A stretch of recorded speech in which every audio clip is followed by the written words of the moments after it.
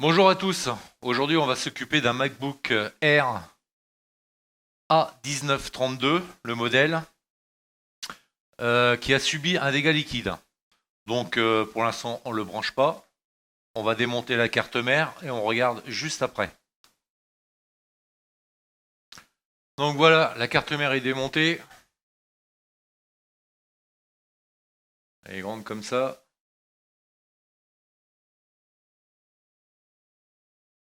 Avec juste une plaque de refroidissement sur le CPU. Le même système que les Mac 12, avec une plaque dissipateur de refroidissement. Donc on va passer sous le microscope et regarder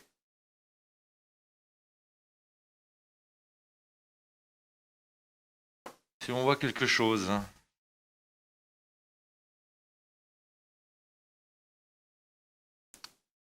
Inspection visuelle.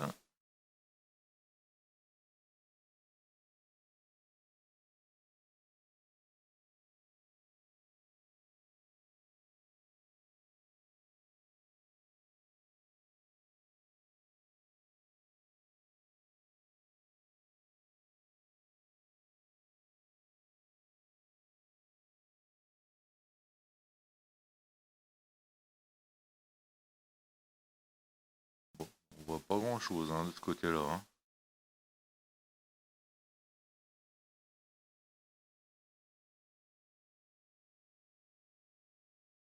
De l'autre côté.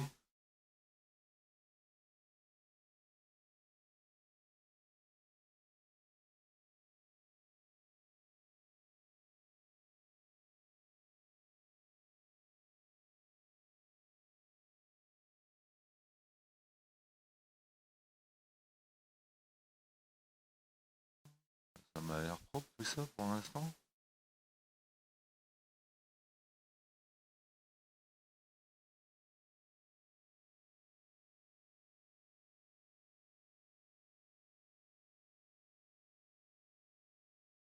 Bon,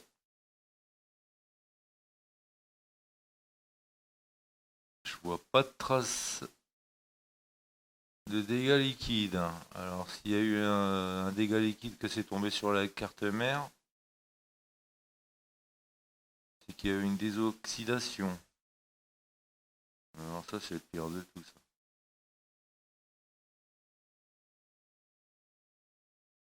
Trouver les traces pour pouvoir suivre les circuits où ça a pu aller. Non, on ne voit rien.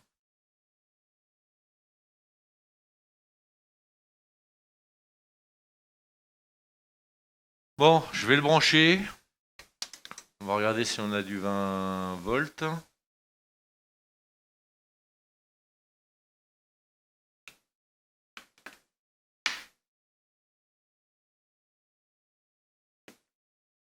Je n'ai pas pensé à regarder le connecteur. Ouh, c'est grand. Ouh. Ah oui, d'accord.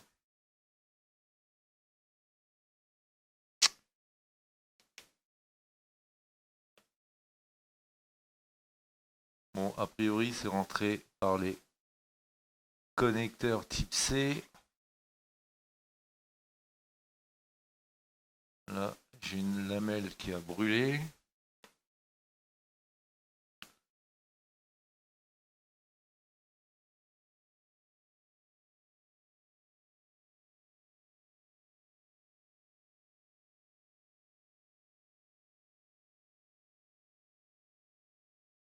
Bon,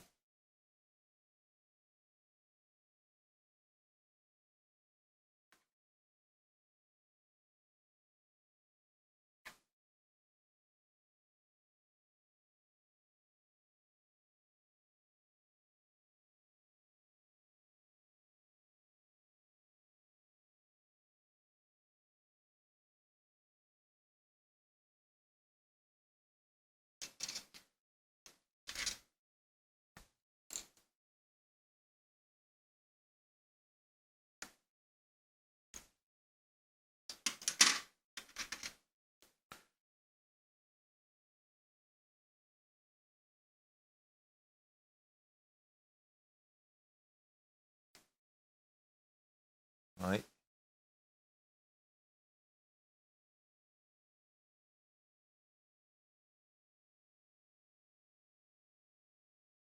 Là, il y a eu un arc électrique. C'est noir, ça a brûlé.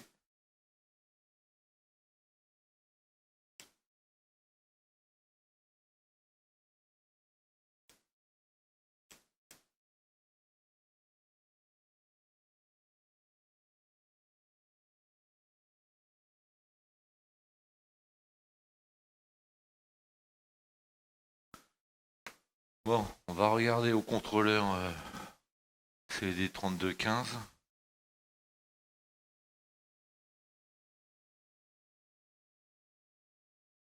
S'il n'y a rien en court-circuit, si les valeurs elles sont bonnes, parce que là, si c'est un dégât liquide, que ça a pris comme ça dans le connecteur.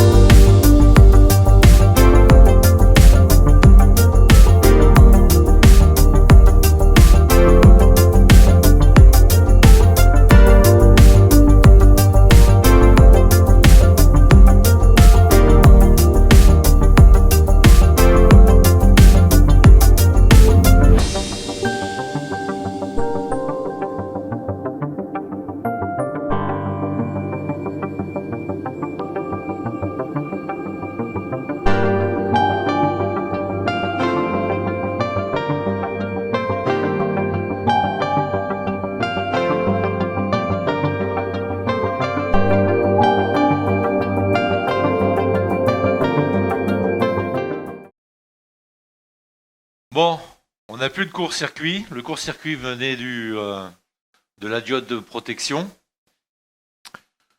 qui se trouve juste à côté du fusible 20 volts.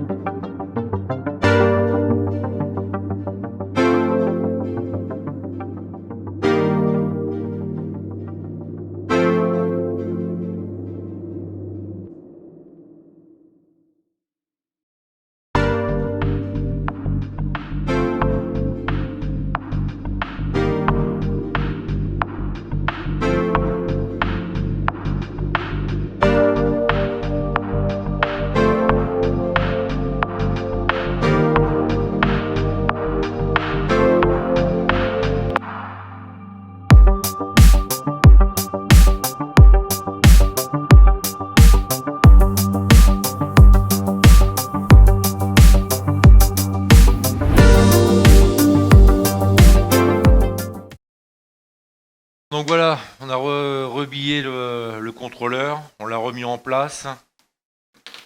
On va contrôler si les valeurs elles sont bonnes.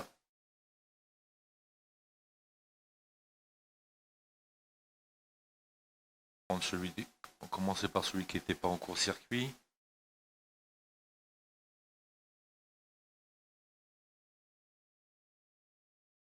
« 484, c'est parfait.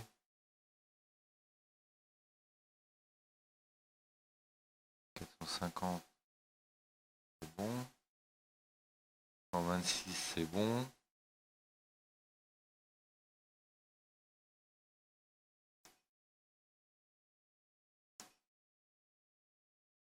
489, on est dans la norme. »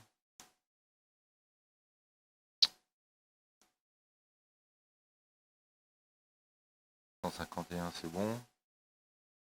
128, c'est bon aussi. 129, on est bon.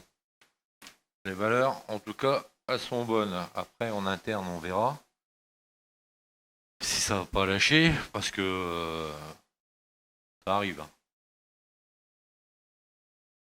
Ils ont l'air, les valeurs, elles sont bonnes, mais à l'intérieur, dans le contrôleur, il y a un défaut suite au court-circuit. Donc, on est obligé de le remplacer. Mais dans un premier temps, on le rebille. On fait un test. Et ensuite, on avise s'il y a un problème. La carte mère a été remontée dans le MacBook A1932. Le connecteur type C, la nappe connecteur type C a été remplacée. Il y a eu un arc électrique assez important. L'isolant qui maintient les pistes et qui bloque les pistes était devenu charbonneux. Donc, dans ce cas de figure, il faut le remplacer systématiquement. Parce que la piste, à force de mettre le chargeur, l'embout du chargeur, les pistes, elles risquent de bouger, de se mettre de travers, de recréer un court-circuit et de remettre la carte mère en panne. Donc ça, c'est une chose. Arrivé au test, on a eu deux soucis. Le premier, le moins compliqué, le trackpad fonctionnait entre 2 minutes et 5 minutes et après le trackpad ne fonctionnait plus. Mais trackpad et clavier. Bon, après recherche, en sachant que, je rappelle, il y a une machine qui a subi un dégât liquide. Bon, j'ai démonté le trackpad, j'ai contrôlé les valeurs, les tensions, les leads, les tensions, les communications, etc. Donc je me suis aperçu qu'au niveau du contrôleur, parce que tous les contrôleurs, clavier, trackpad, tout ça c'est sur le trackpad. La platine qui gère tout ça, elle est sur le trackpad. Une résistance qui était défectueuse sur le trackpad. On avait bien 3 volts 3 dans un sens et de l'autre côté, on avait au début 3 volts 3 et après ça disparaissait et il n'y avait plus de trackpad. Donc ça a été réparé et ça fonctionne, il n'y a pas de problème. Ensuite, on a eu un autre problème. Bon, pas étonnant, hein, avec des machines équipées du coprocesseur de la puce T2. Mais cette machine, quand je l'ai démarrée, elle était verrouillée. C'est-à-dire qu'elle s'allumait, mais SSD inaccessible. Quand on l'allumait, on arrivait, ce qu'il affichait, c'est un dossier avec l'adresse mail sur les derniers, support apple.com, etc. Donc SSD inaccessible. J'ai lancé l'utilitaire, voir si le SSD était au moins reconnu dans le système ou s'il était défaillant. le SSD, il était bien reconnu quand j'ai lancé l'utilitaire en mode restauration. Donc, on voyait bien sa nomination, lettres, chiffres du SSD, mais sauf qu'il était grisé. Donc, on ne pouvait rien faire, il était complètement verrouillé. Impossible de lancer un système d'exploitation, un OS en externe, bloqué. Mais bloqué. Et encore, là c'est rien encore. Donc je l'ai passé en mode DFU pour restaurer le contrôleur, c'est-à-dire avec un deuxième MacBook. Pour ceux qui ne connaissent pas la manipulation, on voit des tutos sur YouTube, vous pouvez voir. Je ne vais pas rentrer dans les détails. Donc avec un deuxième MacBook branché avec un câble type C de chaque côté, le maître qui fonctionne et l'esclave, celui qui a un problème.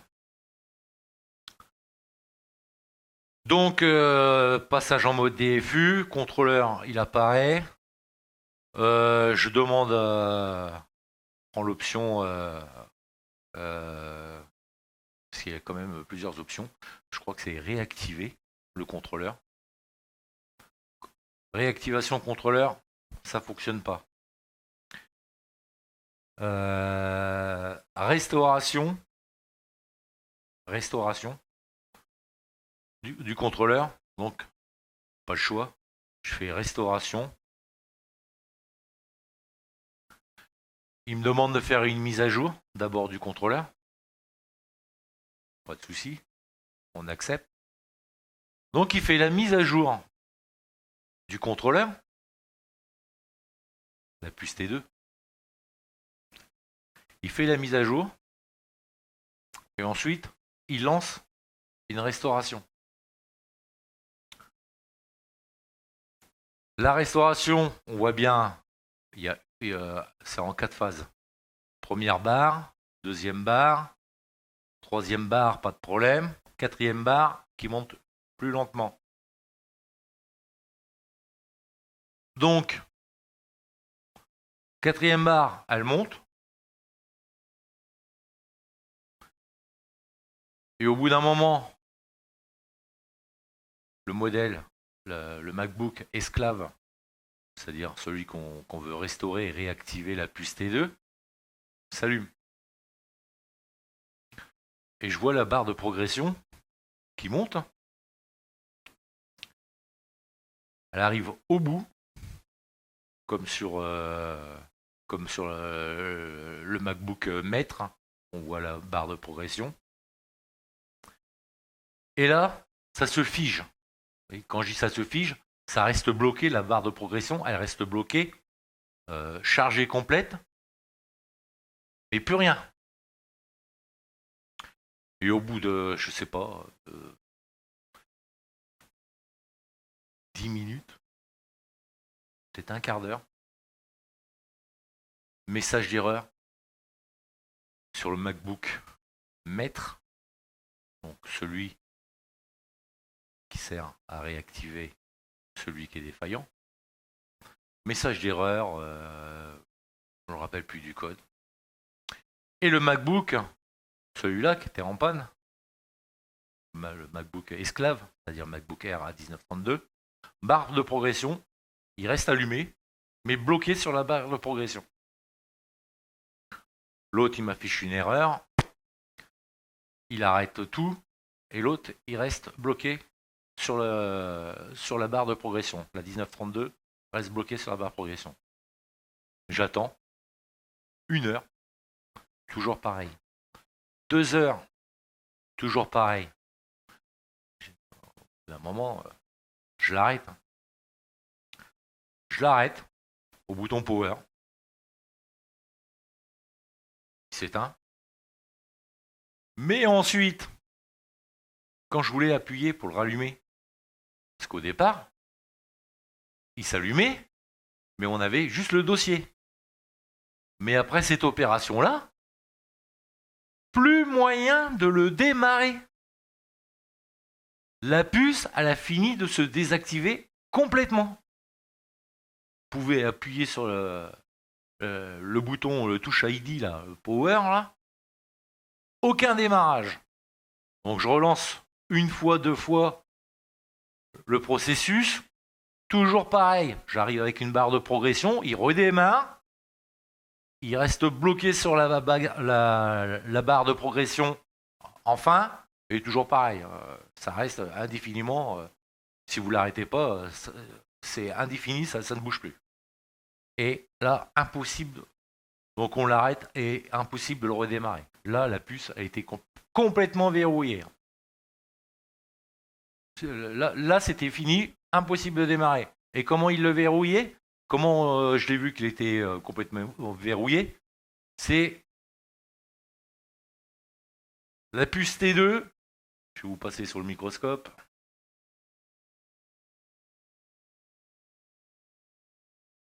La puce T2, quand elle veut interdire, le contrôleur T2, quand il veut interdire le démarrage complet,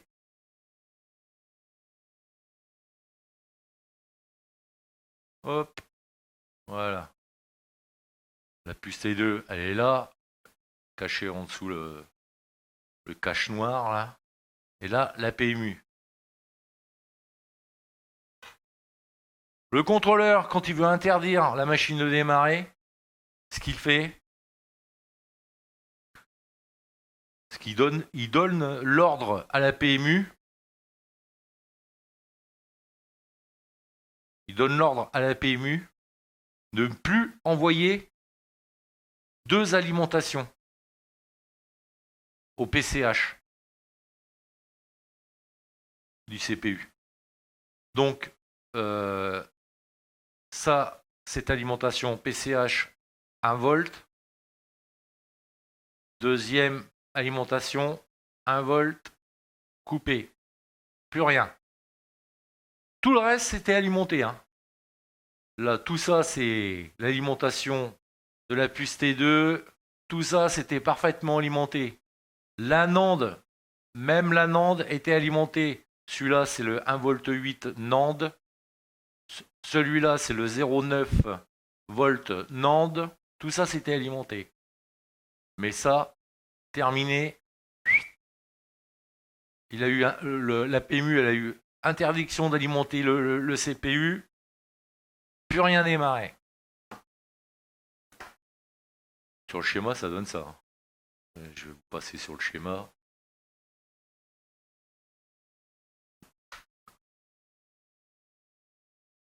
Voilà. Contrôleur, il envoie. Il a détecté une erreur qui lui convenait pas. Il a dit démarrage, je schématise, hein, mais c'est ça. Hein. Il a dit démarrage interdit. La PMU ne fournit pas d'alimentation. Là, j'ai dit que c'était le 1 volt 8 SSD. Voilà. Le 0,9 SSD. Voilà. Et ces quatre-là, CPU et PCH. Il est là, le CPU, PCH. Plus d'alimentation. Et celui-là, pareil. Plus d'alimentation. Alors, c'est pas des étages de puissance. Hein. C'est pas des lignes buck. Hein. C'est juste une tension qu'il envoie pour, en fin de compte, activer le PCH pour gérer les commandes. C'est tout. Parce que les étages de puissance, ils sont là pour le CPU.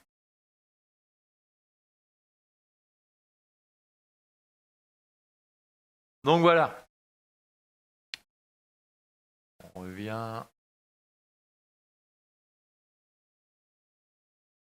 Donc, pour résoudre le problème, j'appelle l'autre professionnel. c'est un professionnel qui m'a confié la machine pour la réparer. Prévenir la cliente que malheureusement ces données, on pourra pas déjà, on pourra pas les récupérer. Et être sûr que le MacBook appartient bien à la cliente ou au client. Pourquoi je dis ça? Pour débloquer cette machine, il a fallu que je dessoude le SOC, le microprogramme du contrôleur T2,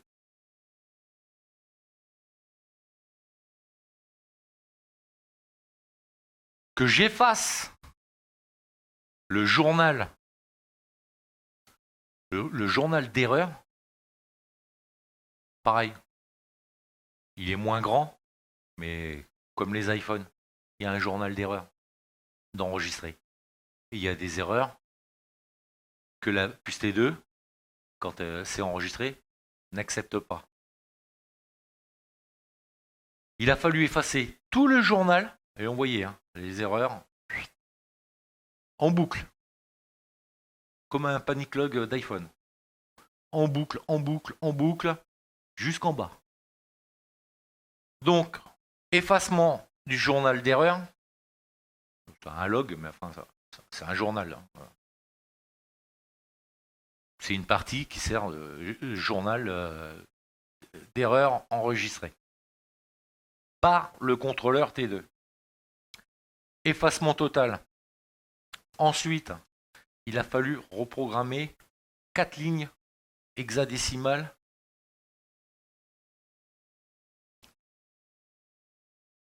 dans le microprogramme. Les remettre propres. Je ne vais pas faire de tuto sur cette manière, mais il a fallu, tout ce que je peux vous dire, c'est qu'il faut reprogrammer 4 lignes, les remettre propres. Première partie, on n'y touche pas, tout ce qui est identifiant des différents matériels, ça, c'est pas corrompu, on laisse tel quel, ça, il ne faut surtout pas y toucher. Donc, une fois que j'ai tout effacé les codes d'erreur, et il y en avait une sacrée liste, pour pas dire le journal, il était plein. Une fois que j'ai restauré les 4 lignes hexadécimales correctement, j'ai remis le programme, le microprogramme, dans le SOC de la T2. Ça ne démarrait toujours pas. J'ai refait l'opération DFU avec un autre MacBook pour le réactiver. Donc, il m'a demandé, il m'a affiché un message comme quoi qu'il fallait mettre le T2 à jour. Le T2, j'ai dit OK, il a fait la mise à jour du T2. Lancer la restauration. Il a commencé à faire la restauration et il m'a affiché un message erreur. Mais par contre, là, il ne s'est pas allumé du tout. Donc une fois qu'on a fait ça, qu'on a réactivé la puce T2, on débranche le système DFU, le câble. Et là, vous appuyez sur le bouton Power, il se rallume. Il se rallume sur le dossier. Mais par contre, quand vous voulez faire la restauration par Internet, maintenant ça fonctionne. Alors que tout au début, avant le qui se bloque complètement, on pouvait rien faire. Pas de restauration externe, pas de restauration par Internet. Il n'y avait absolument rien qui fonctionnait. Donc c'est pour ça que quand que je fais ce type d'opération, je veux être sûr que le propriétaire de ce MacBook, c'est bien qu'il y a bien un propriétaire derrière ce MacBook. Donc j'avais identifiant, mot de passe, je- même plus que j'ai demandé, compte avec Cloud et tout, donc le client changera le mot de passe. Et à partir de là, j'ai pu relancer la restauration par internet. Tout est reparti. Nickel. Ça a refonctionné. Mais voilà quoi. Verrouillage complet. Bon, il y a eu un dégât liquide. Donc ça a dû faire des informations, des courts-circuits. Ça a dû donner des informations à la puce T2 qui a enregistré ça comme je sais pas comment il a enregistré ça, à sa manière, comme des défauts, je sais pas, majeurs, on va dire. Et donc, il a verrouillé dans un premier temps, et quand j'ai voulu le restaurer, il l'a verrouillé complètement. Donc, après ma manipulation, que je vous ai expliqué, dans les grandes, perspectives, on a pu relancer la puce T2, on a pu relancer une restauration Internet complète. Il a installé automatiquement le dernier OS, macOS Monterey, et le MacBook démarre parfaitement maintenant. Sauf qu'il est restauré en mode usine. Donc voilà, un petit peu l'aventure. C'est pour ça que la vidéo, elle a été en deux parties. Un petit peu l'aventure pour relancer ces contrôleurs T2. Ça peut se passer bien, comme ça peut être compliqué. Et pour information, une carte mère comme ça, je l'ai entendu s'allumer. Une carte mère comme ça, d'occasion, je dis bien d'occasion, hein, avec le Touch ID, le bouton, c'est 600 €. Hein. Tout ça parce que le contrôleur, il est complètement verrouillé. Et si vous n'arrivez pas à le déverrouiller, c'est pas Apple qui vont vous le déverrouiller. Hein. Ça, non. Vendre une carte mère, oui, sûrement, oui. Donc voilà quoi, c'est plus T2, ça peut bien se passer comme ça peut devenir complexe.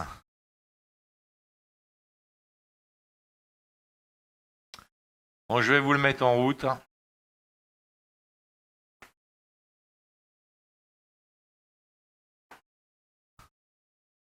Voilà, je l'ouvre, il va démarrer.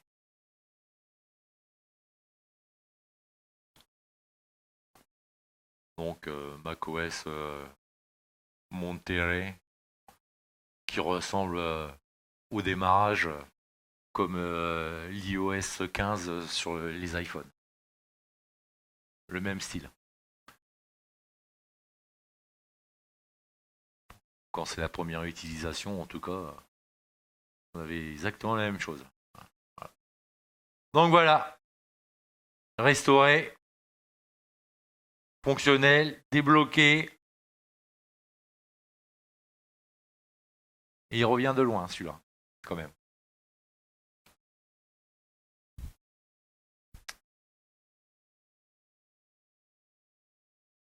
Hop, on éteint. Voilà pour la petite anecdote de ce Mac avec la puce T2.